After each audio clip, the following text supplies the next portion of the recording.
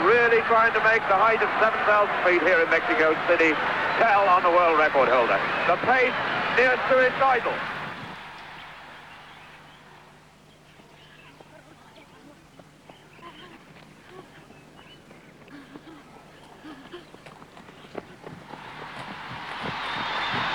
And it's Tamo now who sprints. Tamo from Kenya. The leading four tagged together, almost tied together.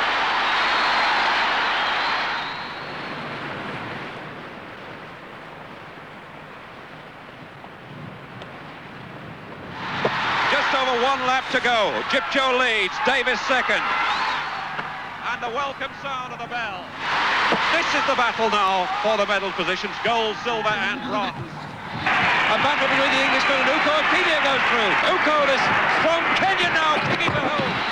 Togo, Young, DeBurn, Biwott, and look at Biwott. Biwott has done the impossible. The Kenyan novice wins. Biwott came from nowhere. Biwott wins, and O'Brien in tears.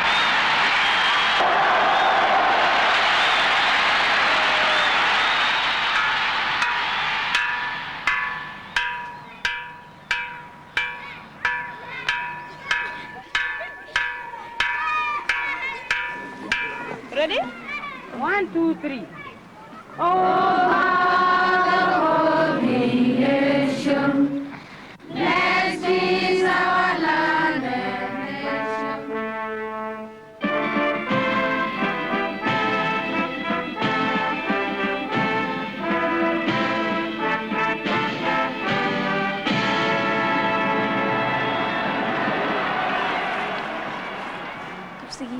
Joseph Chepkwony is 13 and he lives in Kenya.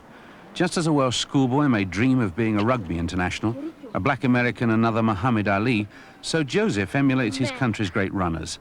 Men like Kip Keino, Ben Gypcho, Amos Biwott, and now hopefully his own brother, Stephen Chepkwony. This young runner, 21 years old, has clocked 45.2 seconds in the 400 metres, which puts him among the top half dozen fastest in the world. It means he has every chance of a medal in what will be one of the toughest events in next year's Olympics in Montreal.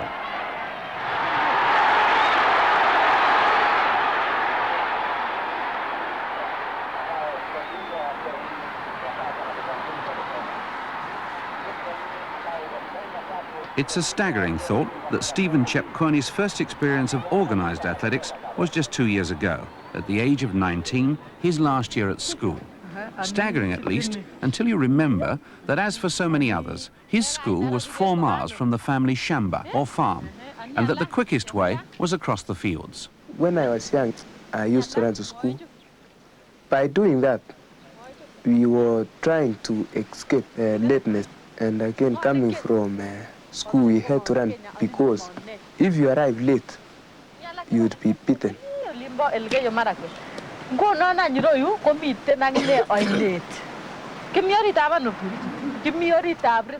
It's an interesting fact, but it's extraordinary that over half of Kenya's established athletes still come from 2 particular tribes. In that area to the east and southeast of Lake Victoria, the Kisii and the Kalenjin being made up of various sub-tribes like the Kipsigis and the Nandi.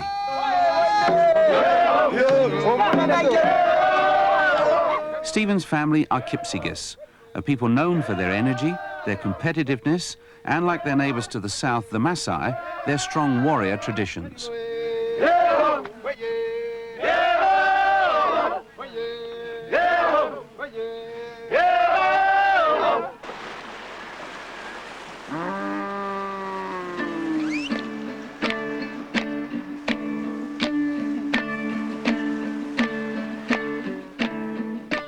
The Kipsigis are a pastoral people. They keep cattle and grow maize. When the rains come, their land is rich and fertile. And when they fail, well, there's always other traditional ways. The Kipsigis can go in to raid Maasai for their cattle.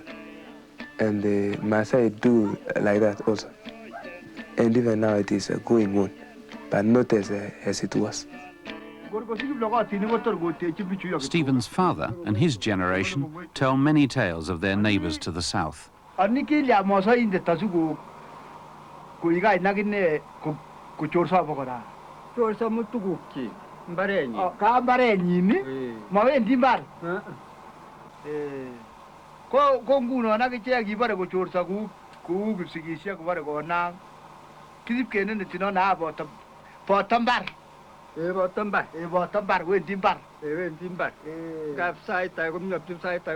To Stephen's father, emergent Africa is as remote as Nairobi itself, the capital city.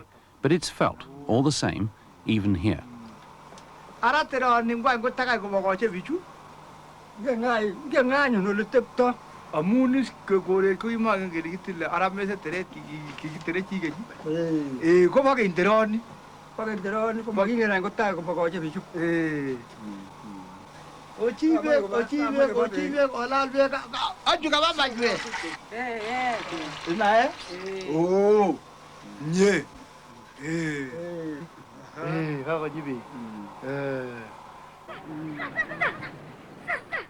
Physical prowess, courage, endurance, this was the way the Kipsigis had to prove their manhood.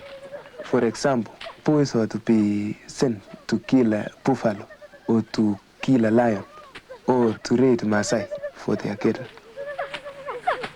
When they succeed in that, they had to be initiated. That means at the age of 21, they had to be circumcised. Today, the custom of adult circumcision is dying out, and all that Joseph and his friends can hunt are a few rabbits.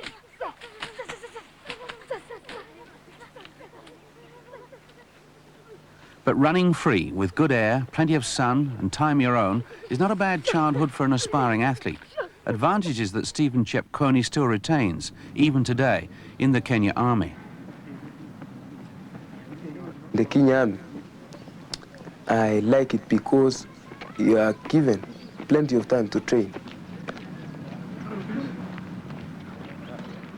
They told me that if you come to the army, you will get enough facilities and everything that you'd like to have. And as soon as I went there, I really found everything that I was told. To achieve standards of excellence in any sport today, you need a well-organized structure to support it.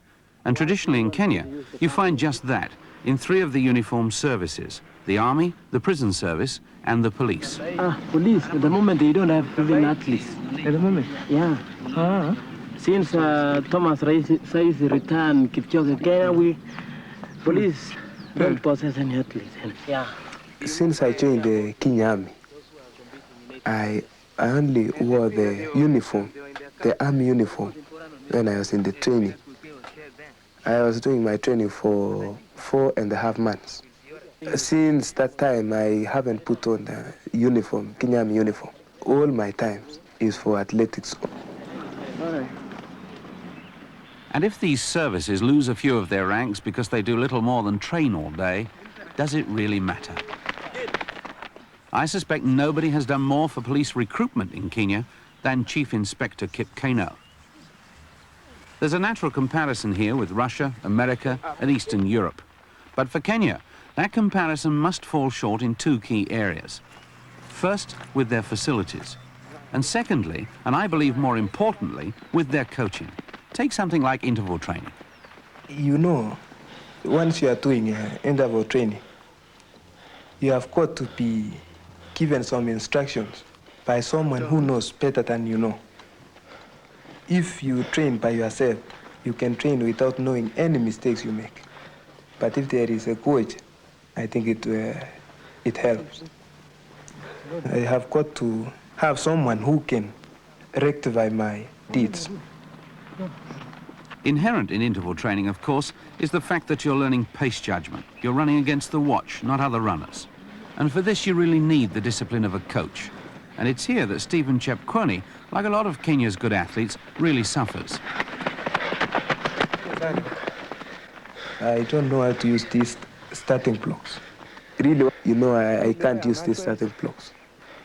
And I've got no proper style of getting off.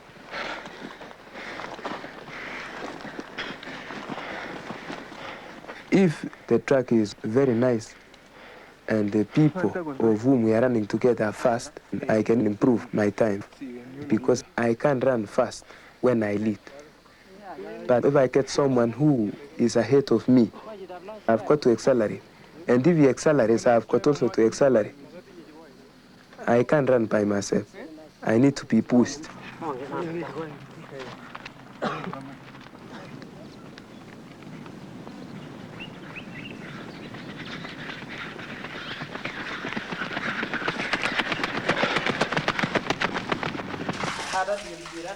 Corporal Sam Kipkurgat, like Stephen, is a Kipsigis. As with most modern Kenyans, both slip easily into 3 different languages, their own tribal tongue, Swahili, and English. They're in their last week of training for the first important meet of the season. It takes place next Saturday in Nairobi, and it's vital. Performances here will decide who is selected for the European Tour in June. I think it will be all right on Saturday. Yeah. If at all we are going to find some people to compete really in a good way. And I hope Asante will be there. Asante will be there? Yeah, he'll be running. And Injiri. Musyoki, yeah. Musyoki will be there. Yeah. And Morris. Morris? Stephen Morris, yeah, he'll be there too. Stephen Morris? Yeah. For Stephen, success next Saturday means much more than a trip to Europe, and he knows it. Next year is the Olympics, and it's on Europe's good tracks that he hopes to qualify. The biggest threat is Francis Musyoki. Yes. On your marks. He has got very good starting. Get set. And he can move. Go. Francis Musyoki, 24, is a Makamba, gold medalist in the 400 metres relay at the All-African Games in '73 and Kenya national champion in the same year. He is at present Chepkwony's strongest rival.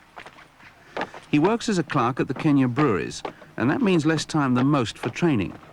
But the training he does do is interesting, and for us, perhaps instructive too, because it's the sort of old-fashioned comprehensive training recommended by most British coaches to most British athletes, but too often ignored. It's based on a principle of all-round physical training, that foundation stone of athletic fitness that stemmed from Central Europe. These exercises form part of a circuit to supplement the running, because the athlete needs muscular endurance, strength and agility, in addition to that general endurance, and these are just the activities to produce it. Private Washington Njiri is a year younger than Chepkwony. He's a Kikuyu, and like most of Kenya's athletes, he comes from a humble background.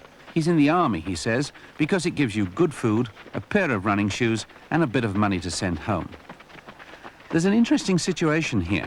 Kenya may be short of coaches of international standing, but tucked away in places like the army and some of the secondary schools are men like Sergeant Major Masondu, physical training instructor of the 7th Battalion, Kenya Rifles. In a quiet sort of way, he gives that essential discipline and motivation to the athletes. Under Masondu, Njiri got his time down to 46.8, a whole 3 seconds faster in just one season. Unalala ukienda namna hii, mkono yako iko hivi. Okay, kwa sababu hii ni sasa sprint hivi. Fanya hivi.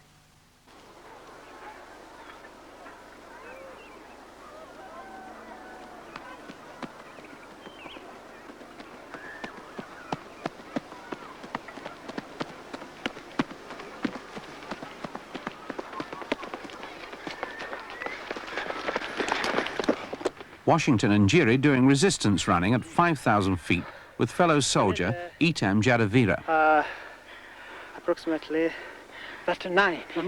Yeah. You know, it's going to be dangerous. With this combination of hill country and altitude, plus coach, plus stopwatch, as far as the non-technical events like long and middle distance running are concerned, little else is needed.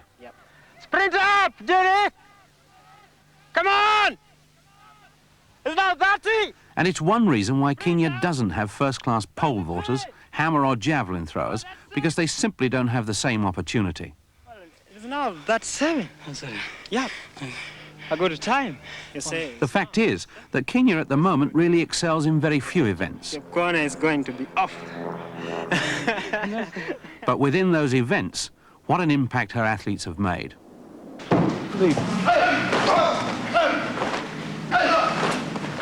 The prison officers' training school near Nairobi. Through its gates have passed some of Kenya's finest athletes. Ben Jipcho, Robert Uko, Julius Sang, Bill Koski, Mike Boyd, and now prominent among Kenya's women athletes, Emily Kubasu. Training here for Saturday's race against Chepkwony is Corporal Stephen Morris. He's a Kipsigis too and has represented his country in Zanzibar and Uganda. His best time, 46.8. At least. Okay, down slowly. Slowly. Good. His coach is Inspector Bill Koske, a hurdler who has met the David Hemrys and the Alan Pascos of this world in both the Olympic and Commonwealth Games. And as spokesman for the athletes, is both eloquent and provocative. David Bedford broke the world record in Crystal Palace, and then when he meets the top guys, always Bedford is behind, you see. But you know your friend David Bedford? Oh, yeah. He breaks world records when you are not there. But when you meet, I was there. So a lot of athletes are like that. They run very fast times when they are alone, when there is no opponent. But when they meet with other opponents, you get so scared, butterflies, what? I don't go all the way with Bill Koski in this approach. To be fair, David Bedford didn't fail against world-class opposition. He simply failed in major competitions. But it's interesting, this, because it indicates something that I think most Kenyan athletes have in common, and that's this strong desire to compete, not against the clock, but against the man. And the frustration that many of the country's good runners feel is in not being able to meet the top competition. That's one reason why so many of them try to get scholarships abroad, mainly at American universities. That and the desire to get facilities and coaching. For instance, there are 2 prison officers, gold medalists in the Commonwealth Games, who are both at American universities.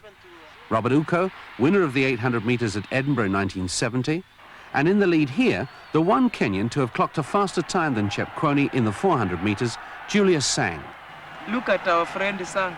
Sang has more facilities. Sang is in the Central University where they have all these competitions and all this. And we are comparing Sang with Chepkwony.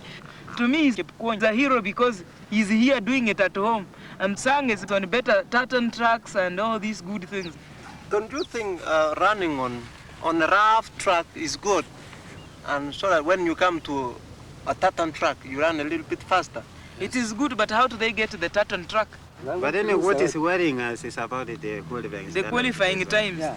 Since we have got a very poor track. The new qualifying standards for the Olympic Games are very exacting. And although the International Amateur Athletics Federation, the IAAF, allow differentials, for instance, between electronic and handheld timings, for a country like Kenya, rich in talent but poor in facilities, there are more urgent considerations, as John Velzian, one of Africa's most experienced coaches, points out.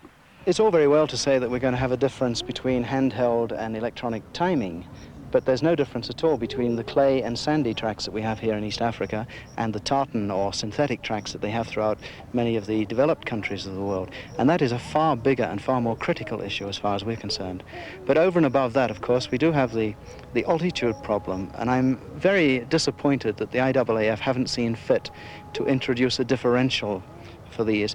They are in fact asking us to achieve times at this altitude which no athlete in the world is capable of achieving, capable of running anyhow at this altitude. So what it means in fact is that we're going to have to schedule all our major athletic meets down to sea level, where here we must go to Mombasa, and we're faced with an even larger problem of heat and humidity, or we're going to have to rely entirely upon our athletes achieving those standards overseas. If we believe in making sport more democratic, I think we should be less preoccupied with the sophistications of the technological hardware and more responsive to the simpler problems facing the poorer countries, as John Velzian, who's been doing some good work coaching in Zanzibar, firmly believes. Zanzibar, they have never had any gold medalist or any silver or bronze.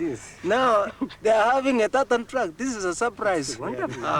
Nigeria has got a tartan track also. I think if we had a tartan track, a small even for 6 lanes, you people would be running very fast, very fast. A good track is absolutely fundamental, and it seems to me quite extraordinary that some manufacturer hasn't jumped at this chance to offer a tartan-type track to Kenya, a country that has provided more gold medalists in one Olympic Games than the rest of Africa put together. What a public relations opportunity is being missed here. But the problem is, who is going to approach the sponsors? And of course, you know that our organizers are not all that very good. It's a problem, actually. Athletics organisers everywhere come in for criticism, but perhaps in Kenya it's a little more justified. The job of the coach and administrator is to help athletes, not to ride on their backs. And if this happens the world over, in Kenya the problem has been exacerbated by something else: tribal rivalries. And in my opinion, this is very natural. In any country that is still in the process of establishing a national identity, there are bound to be regional or tribal loyalties. Which raises the question most foreigners ask when they come to Kenya. Why is it that so far, more than half of Kenya's best athletes have come from 2 particular tribes? I think really it's very, very difficult to sort of come up with a specific reason why the Kalenjin and the Kisii are better athletes than the rest of the tribes in Kenya. It's the same in football. We have 2 tribes that play better football than athletics, and that is Luo and Abalu here. When you come to boxing in Kenya, you get the Kikuyus in the boxing. If you consider this on tribal lines, I think the Kalenjin and the Kisii, the competitive element is a lot more distinct than in the other tribes. And this ability to go onto a track and say that I am the best and go out to prove it is all part of this. For example, I've seen youngsters run against the great Kipchoge Keino many times, and they've gone onto the track with him and not been at all awed by the fact that this is the greatest runner in the world. Myself, I was trying to imitate, for example, Kiptalam Keter and Nyandiga Mayoro. So I had been going up imitating these things, and I think I grew up with a lot of interest. I think for a start one has to accept that an African living in the outer areas of this country, which is where Kisii and the Kalenjin athletes come from, are far less physically innovated by their environment and their day-to-day way of life than, say, their European counterpart. Right from the very beginning, from childhood, they survive because they're fit enough to survive. And as they go through into adulthood, they tend to eat less, smoke less, drink less. They can't jump on a bus and ride to town because the transport system isn't that good. For example, people like Naftali Temu, Ben Jipcho, Robert Ouko, a lot of them, all of them seem to have a history of having had to walk or run long distances every day, so that, right from when they were still young, they got used to this kind of life. The other thing is that they do, of course, come from a high-altitude area. And the high-altitude areas of this plateau are areas where the athlete develops better lung power, and that's what running is all about, essentially, particularly the stamina events in which our athletes have fared so well in the past. 20 yards left, and the Ethiopian increasing his lead, and Taylor's circling round the left runners, but coming again. Off the bend now, 80 yards, and it's Taylor attacking. Taylor of Kenya against world Ethiopia, and Taylor is going to take the gold medal. Kenya's going to get it, and world is beaten. Taylor wins. Another factor is that the very good Kalenjin athlete tends to have a slightly longer femur. That's this bone in the top of the leg. And if we're talking about running, then we're talking about the ability to move the leg as far as possible without strain. And this really is very important. Some scientists have come to this country and have said that this doesn't exist. And it probably didn't exist with the lads that they measured at village level. But I'm dealing with Olympic athletes, and with the Olympic athlete, it certainly is there. If I take, say, an athlete of the same physical height as myself, a Kalenjin, and we stand side by side, then his hip will actually rest in the middle of my waist. There's no two ways about that. That is a fact. And that means that he has a longer femur, and as far as I'm concerned, he has to expend far less effort and energy in achieving this very important stride length. The Kenyan striding down the straight to win the gold medal once more. Magnificent front running by Kano. He's tired, but he wins the title for Kenya. But what about diet? Most of Kenya's great athletes come from homes where you'd be lucky to get meat once a fortnight, and fish never. But what we're talking about essentially is an event that doesn't require a high protein. We're talking about the distance events, 800 meters, 1,500, 3,000 meters steeplechase, 5 and 10,000 meters. And they require a very good carbohydrate diet.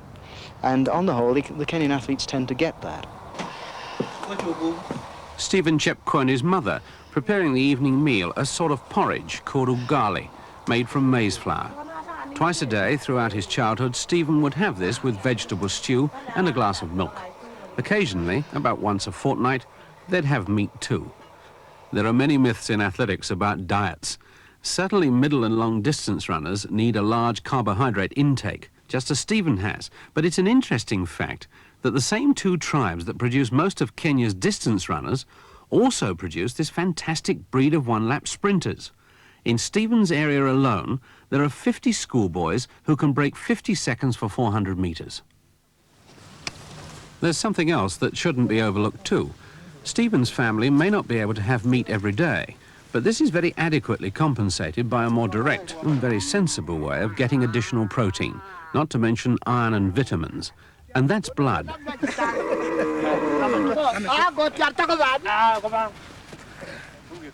You only get hold of one calf and you tie a rope around the neck in order to make a sort of a swelling somewhere. And it is to be tapped by using a sort of an arrow which is specially prepared for that job.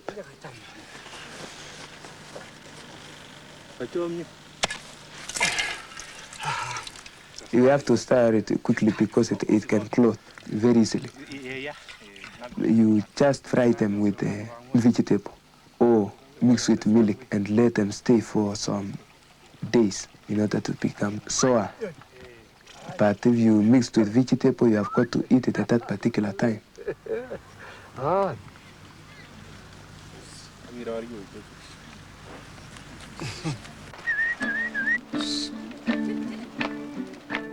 What about the rest of the family?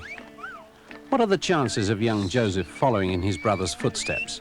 Because I believe when you get a sudden flowering of talent amongst a particular group of people, one of the reasons is simple imitation, emulation, the feeling that, well, if my brother can do it, so can I.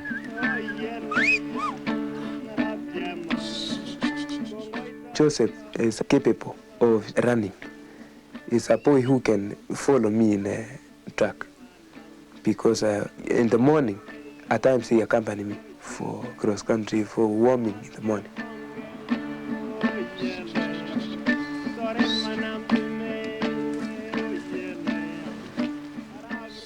Sam doesn't have athletic ambitions.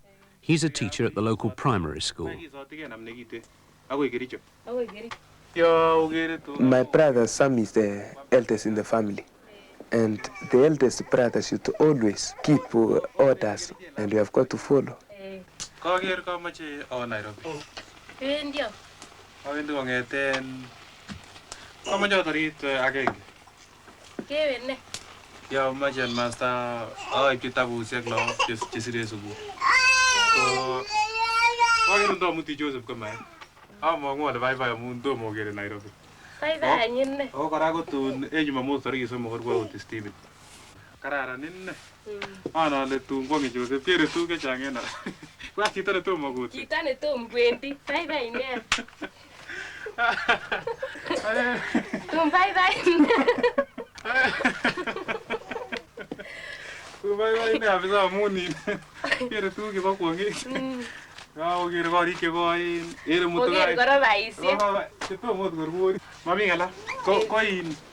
Sam is kind, really. He understands people very, very, very well.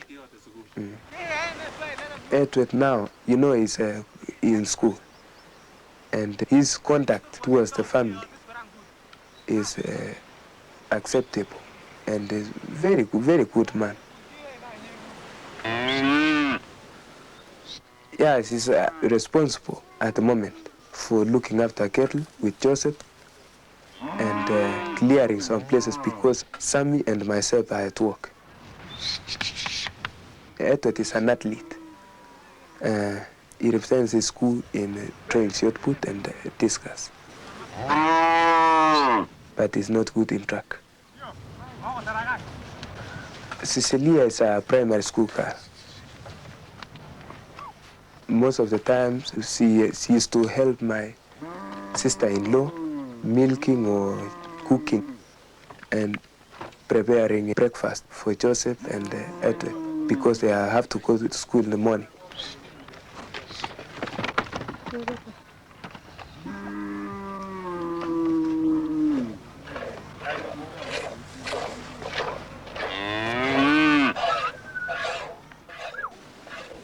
She's an athlete. She represents her school in the 400 meters and the 800 meters, but mostly the 400 meters.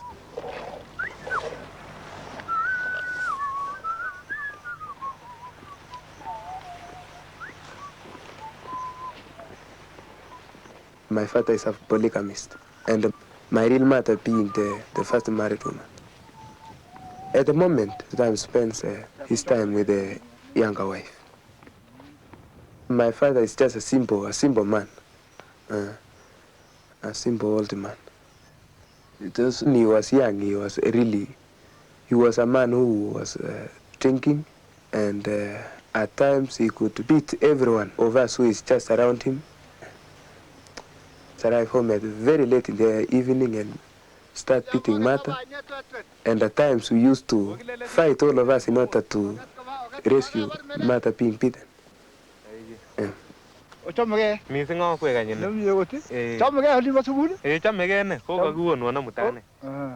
He's quite in town by now.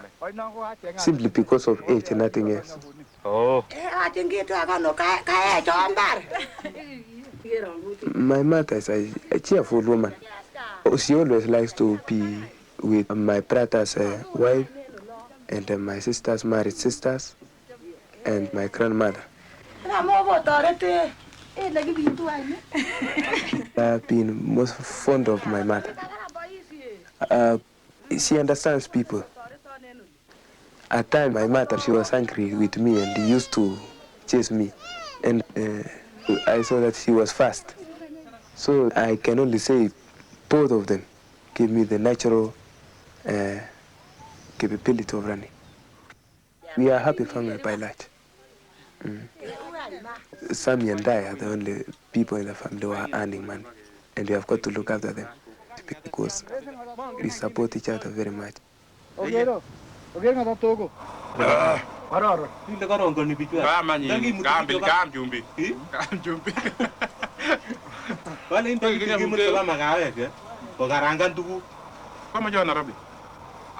Mi sto in mi na bagtabu sen. No Nairobi. O ma ya mutan Joseph. La wa mai ko to tartan. Amu grasul. Ga lele na go gira ne Nairobi amun keljine tamun tom ko ga liya nore. Punna siling sasam kityo.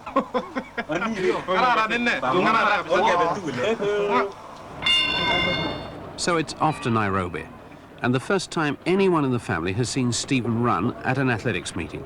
For someone in Sam's position, you have to think twice before spending nearly a week's wages on a journey like this.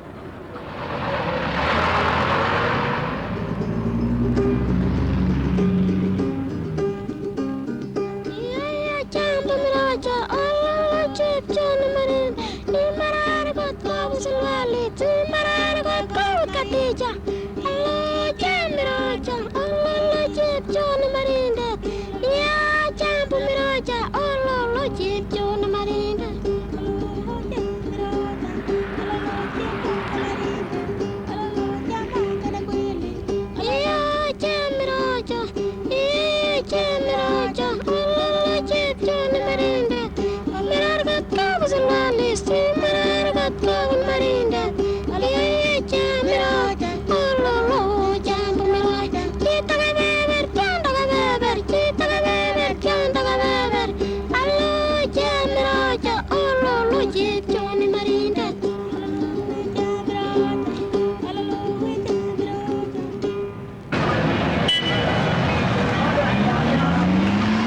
What is adventure? To know things for the first time? A tarmac road, traffic lights, water on tap in their small hotel. That, for Joseph, is real adventure.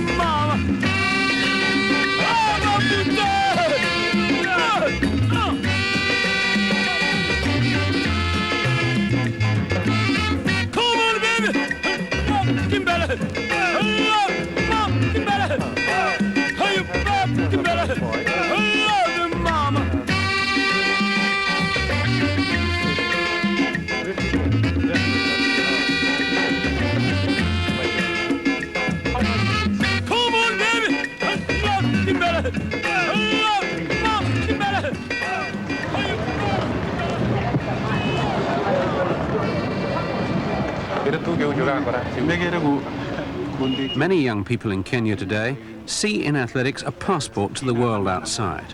They have many great runners now to look to, but the greatest of them all is Kipchoge Keino. He has a sports shop in Nairobi, but his home is still in the small town of Eldoret. Some criticized him for turning professional, while others, like myself, wondered whether he would regret being caught up in the hard commercial grind of the professional circuit. I don't have any regret because I have contributed quite a lot towards sports for this country.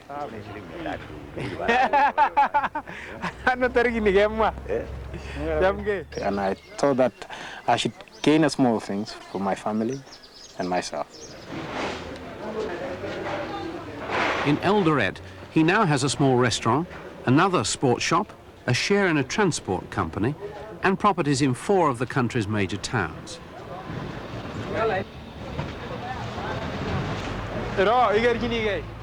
And I wouldn't begrudge Kip Keino 1 penny of his earnings. As the greatest athlete of his era, the goodwill he earned for his country was beyond price.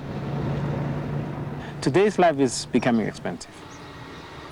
And somebody should earn something out of his own talent. Look, Steven. What's this, man? That's a passport. A passport? Yeah. One of the things I hope, though, is that young athletes in Kenya or anywhere won't come to measure success in terms of their chances of becoming a professional, but will still enjoy the sport for itself and the opportunity it can give simply to travel, to see the world. Stephen, in his 2 years of competitive running, has already visited Britain, Germany, Australia and New Zealand. It was. And how did you like the country comparing it to this king of ours? It is very nice. I enjoyed it very much. Yeah. Are there beautiful girls? Yeah, I've got one. I've got one to write to. You mean you got 1 or 2? Huh? You got 1 or 2? Oh yes, I have got only one. One. What do you call her? What do you call her? Not her. What's her name? I mean, her name. I'll tell you later. You've forgotten it. I've forgotten it. I wish I had a brush. Yeah, no, that would be a good thing. What do you want again? It's Saturday, May the 3rd, 1975, and Kenya's first important meet of the new season is about to begin. For Stephen Chepkwony and many others, this could be the start of that long journey to Montreal and the world's 21st Olympiad. A long way from that little shamba in the Kipsigis Hills.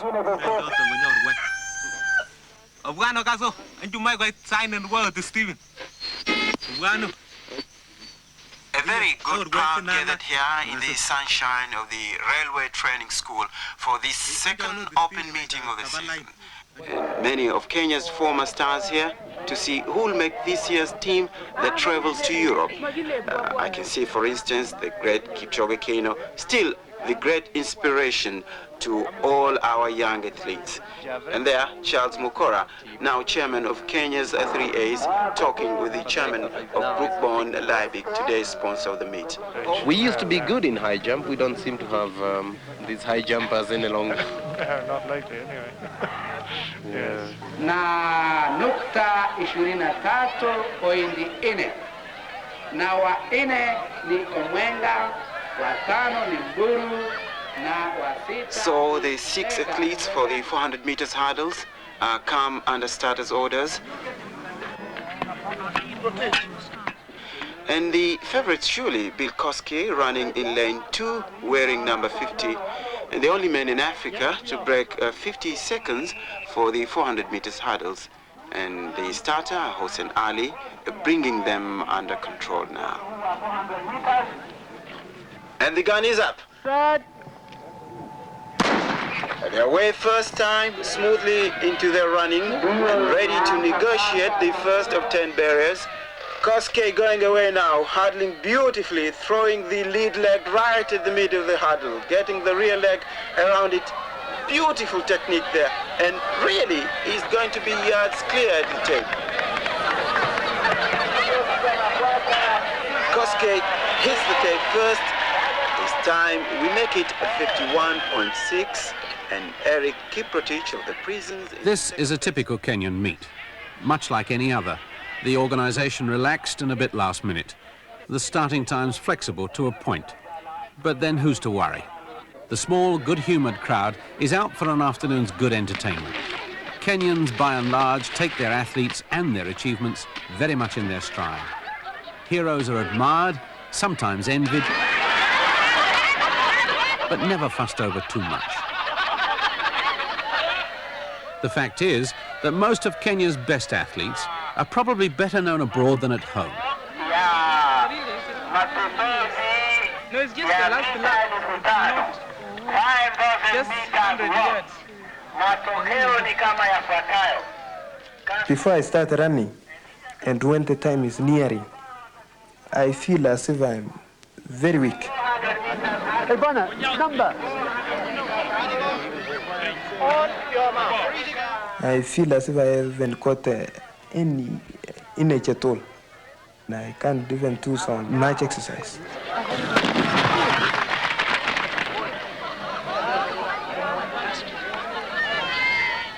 When I'm in a quiet place, you know I'm calculating whether to start with a high speed, to run the first 200 meters in a good time, or to run the last 200 meters at the best time. That's what I'm suggesting when I'm there.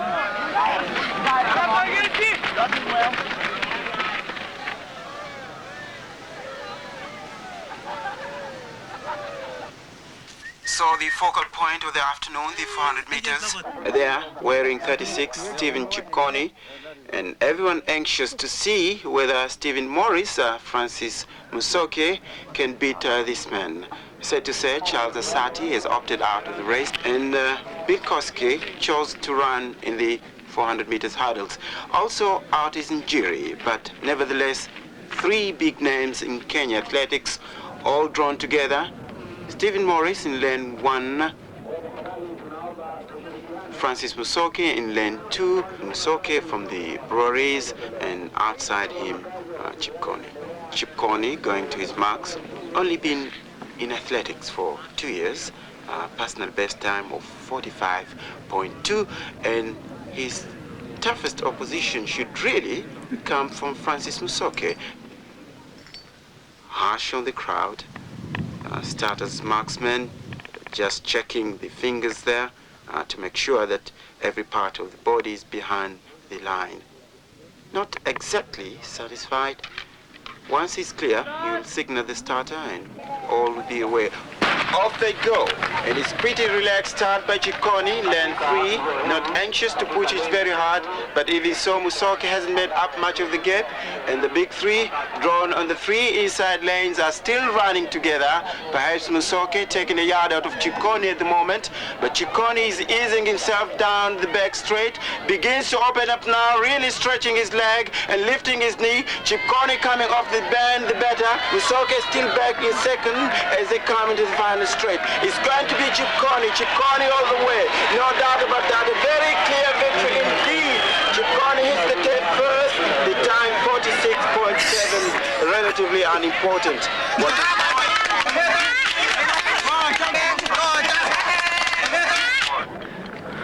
How are you feeling? It is alright. It is alright. I noticed you had a very slow start. Yeah. What is your point in fearing taking early lead? No, because I was remembering Musioki. Oh, I see. I had to spare some minutes for the finish. Oh, I see. You didn't want to underrate Musioki. Yes. I see. Oh, yeah. What do you think of your chances in Montreal? Because right now there's a lot of speculation. Even the Americans talk a lot about you. Are you aiming at a medal or just to? No, I'm aiming at the medal. I'm aiming at the medal. I'm aiming at. The evening of the following day, and Stephen, with a few days' leave from the army, returns home with Sam and Joseph. With his sights firmly fixed on next year, this has been the first step of the ladder. My next plan by now is to try hard to be selected in a few weeks' time to go to European tour. That is where I'll try very much to improve my time and qualify to be among the team who will be representing Kenya in the Olympic Games.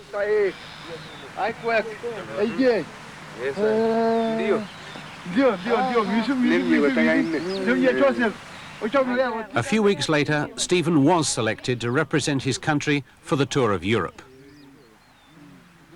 Not only did he win every 400 metres race in which he took part, but, as he'd hoped, his times qualified him for next year's Olympic Games.